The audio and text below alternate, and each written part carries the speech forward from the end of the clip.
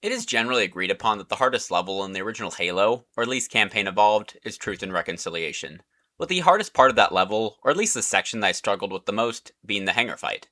Well, if you are stuck on this section, fear not, for I have a solution.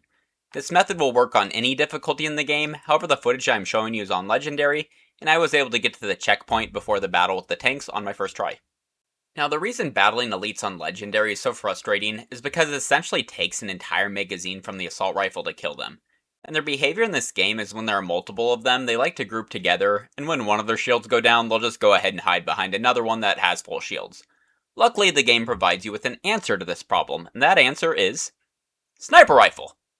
Try to keep the sniper that you're given at the start of the level. Even if it's out of ammo, there is more ammo conveniently enough located in the exact spot that we will be camping at later.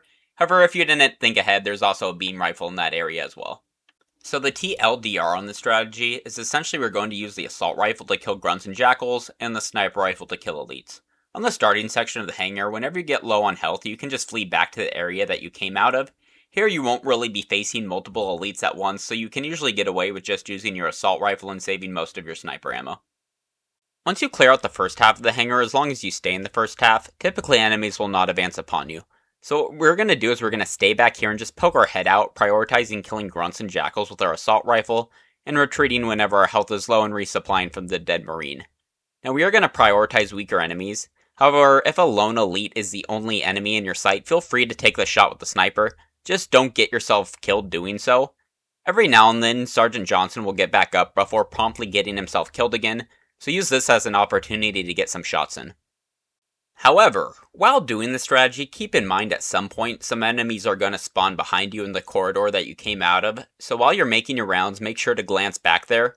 Once they do spawn, I would recommend fighting your way back into the corridor, then finishing off the new enemies that did spawn, then continuing on with the original strategy. Once you get to the section where the tanks come out, you'll hit a checkpoint and Sergeant Johnson will get back up before he gets himself killed again. For the tanks, just play Ring Around the Rosie until you can get a clear shot at their backs, while just spamming them with grenades.